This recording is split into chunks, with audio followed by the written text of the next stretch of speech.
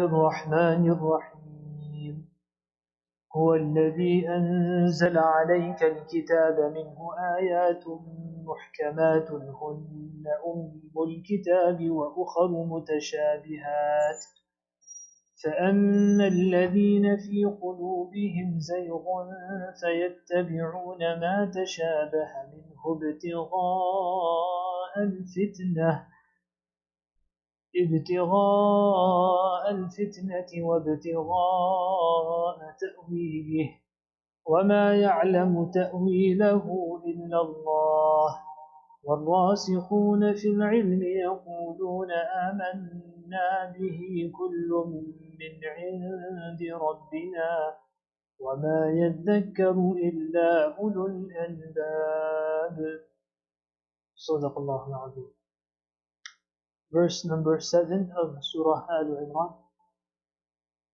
هو الذي أنزل عليك الكتاب. Allah subhanahu wa ta'ala is the one who sent upon you, يعني Rasul sallallahu alayhi wa sallam, al-kitab, the book, referring obviously to the Quran Kareem. Now, two types of verses will be discussed over here, which Allah subhanahu wa ta'ala mentions in this ayah.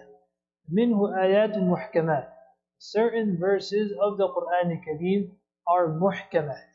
Muhkamat referring to those ayat, those verses that their meaning are very clear, that there is no difference in their interpretation, that it's not up for ta'wil or different tafasir. Rather, everyone agrees upon its meaning, and that they are not mansukh, they are not abrogated, that they are still applicable, and that we make amal upon them. So these are those ayat referred to as muhkamat. So for example, those ayat, those verses regarding the tawheed of Allah subhanahu wa ta'ala, oneness of Allah subhanahu wa ta'ala, the Qul Huwallahu Ahad, for example, Surah Ikhlas. So all of this is from the muhkamat. There is no two ways about it. That maybe is there tawheed, maybe is there no tawheed, is there oneness, is there no oneness of Allah ta'ala, or all other issues when it comes to the daruriyat and the necessity of our deen, when it comes to iman. And will there be a final day, Yawm al-Akhir? Yes, there will be. Will there be a ba'ath ba'd al-maut, a resurrection? Yes, there will be. Is there a Jannah? Is there a Jahannam? All of that is min al-muhkamat. There is no difference of opinion. There aren't any different interpretations of that, etc. Minhu ayatun muhkamat. Hunna ummul kitab, and these make up ummul kitab. Now, basically over here means, many of us may know the translation as mother. Doesn't just mean, means anything which other things refer back to. Everything else it will be understood in light of these muhkamat. So when you have in a verse which is muhkam versus a verse which is not muhkam, then the verse which is not muhkam will be understood in light of the verse which is muhkam. Right? So what is understood, what is clear, for example, the oneness of Allah subhanahu wa ta'ala, or the ayat regarding Allah subhanahu wa ta'ala not being like any of His makhluk, like His creation, لَيْسَ كَمِثْلِهِ شَيْءٍ, for example. So in light of such verses, we will understand other verses which seem to be not upon its apparent meaning. وَأُخَرُ مُتَشَابِهَات, and that brings us to the next type, which are mutashabihat. That the other types of verses are mutashabihat. Mutashabihat, Mufassirun ulama have explained in two ways. One is mutashabih, meaning that their meanings are not clear, yani there is a difference of opinion regarding the meanings of those ayat, or mutashabihat, according to many mufassirun, and as seems to be from the Sahaba radiallahu anhum, that there are those ayat and those verses, the meanings of which we do not know and which we cannot know at a level of conviction. Yani neither is it apparent to our intellect, that even with ijtihad and thinking and pondering over those verses, ulama, fuqaha cannot come to its conclusion, nor have we been told about its clear meaning in the nusus from Rasul sallallahu alaihi wasallam. So for example, the beginning of many surah, which are referred to as huruf al-muqatta'at, for example, alif lam mim, or alif lam ra, or taha. So these verses will fall under mutashabihah, that Allah subhanahu wa ta'ala has kept what is its true meaning, its meaning by Allah ta'ala, or that the meaning is definitely not upon its apparent. For example, all those verses apparently seem to use certain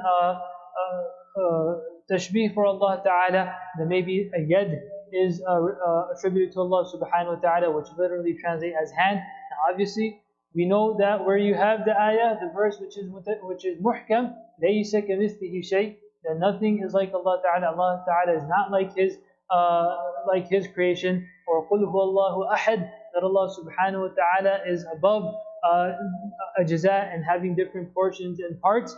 Then how do you understand those verses or those nusus which seem to attribute such things to Allah Ta'ala, such as a yad, a hand, or that Allah Subhanahu wa Ta'ala istawa ala al-arsh? So in light of those muhkamat, some ulama will interpret these verses and they'll give a different meaning to it. Or for example, the famous hadith in which there is a nuzul of Allah Ta'ala, that Allah Subhanahu wa Ta'ala comes down to the certain sky. So obviously the literal meaning is not meant. That Allah Subhanahu wa Ta'ala doesn't literally come down. So why? Obviously that isn't, even into if a person thinks about it logically, that's not possible, right? When the globe, when the world is a sphere, then that also is not possible. That what would that mean, that Allah Subhanahu wa Ta'ala comes down from somewhere and the entire sky is around there? So in light of, again, muhkamat, some ulama will give the interpretation that what it means by Allah Ta'ala, they'll say the mercy of Allah Ta'ala, or the special mercy of Allah Ta'ala will come down, or a type of sakina and tranquility of Allah, from Allah Subhanahu wa Ta'ala, where certain nur will come down. هن الكتاب وأخر متشابهات فأما الذين في قلوبهم زيغ. Now once this is established, that there are these types of ayat in the Quran Kareem, what should a person do? What should a person not do?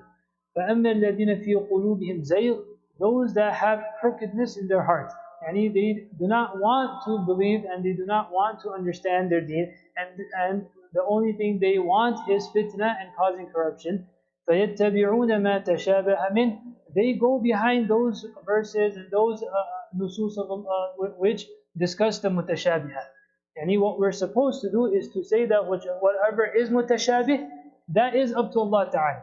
We do not delve into that. That is rather mawkul to Allah Subhanahu wa Ta'ala, whatever Allah Subhanahu wa Ta'ala means by that. That is our responsibility.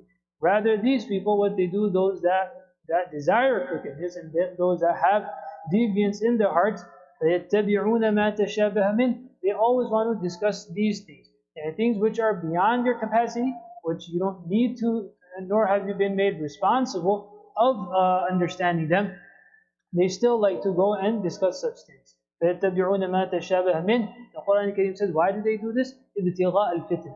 The only thing they want is to cause deviance. So they want to go to one person and say, hey, what do you think this ayah means, this verse means? No, I don't think this makes sense. Well, this seems to contradict the other verse. All they want to do is cause corruption and sow seeds of nifaq and hypocrisy in people's hearts. وَابْتِغَاءَ تَأْوِيلِهِ, that they want to go behind its interpretation, whereas the interpretation is by Allah Ta'ala, the true meaning of it. وَمَا يَعْلَمُ تَأْوِيلَهُ إِلَّا اللَّهِ. No one knows its true meaning except Allah Subhanahu wa Ta'ala. So here again the question may come that if that's the case, then why reveal such ayat?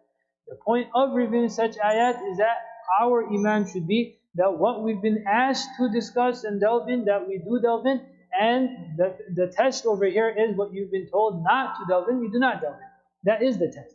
The test is that what you're supposed to discuss and what you should do ijtihad, and those ulama that are supposed to delve into those ayat, that a person restricts himself to that, and they do not go behind those things which they have been told not to go behind. وَمَا يَعْلَمُ تَأْوِيلَهُ إِلَّا اللَّهُ وَالرَّاسِخُونَ فِي الْعِلْمِ, those that are well grounded in ilm, those that are well grounded. Rasikh means something which is well grounded. Those that are well grounded in ilm, in knowledge, in knowledge of nubuwah, يَقُولُونَ آمَنَّا بِهِ, they say that we believe in these ayat. كُلٌّ مِّنْ عِنْدِ رَبِّنَا. That's it. All they say is we believe in it, we have iman in it. They do not delve into its intricacies. كُلٌّ مِّنْ عِنْدِ رَبِّنَا. All of these ayat, all of these verses are from our Lord, hence we believe in it. What we've been told to discuss, we discuss. What we've been asked and told not to discuss, and we do not delve into those. وَمَا يَذَّكَّرُ إِلَّا أُولُو الْأَلْبَابِ. and it is only those people that have the people of understanding that will take heed from the verses of the Quran Kareem. يذكر means to take heed. إلا أولو الألباب, only those that have true understanding. Those that have true understanding, those that want to use the lub meaning the intellect Allah subhanahu wa ta'ala has given, or understanding which Allah subhanahu wa ta'ala has given. If you use that in its correct place, then a person will be able to take heed from the ayat, verses of the Quran Kareem. We make dua that Allah subhanahu wa ta'ala give us understanding.